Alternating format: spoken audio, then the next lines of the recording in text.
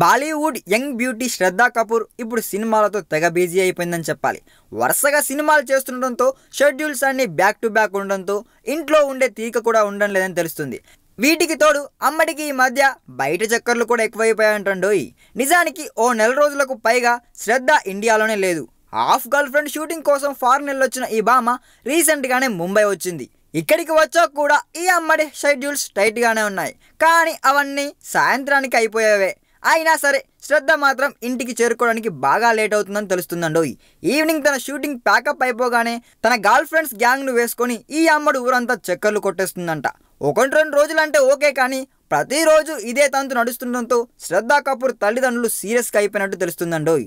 ఇంట్లో గడిపే సమయం పెంచాలంటూ ఆమె తండ్రి శక్తి కపూర్ గట్టి వార్నింగ్ ఇవ్వగా తల్లి శివంగి కూడా ఇదే టైప్లో హెచ్చరించిందని అంటున్నారు. ఇంటిపై శ్రద్ధ పెట్టాలని శ్రద్ధా కపూర్కి గట్టి వార్నింగే పడ్డట్టు సన్నిహితులు కూడా చెప్తున్నారండోయ్. ఇకనైనా మారుతుందేమో చూడాలి. ఈ వీడియో మీకు నచ్చినట్లయితే సబ్స్క్రైబ్ చేయండి. ఫిలిమి స్టార్స్ బోలెడంత న్యూస్ బోల్డ్గా.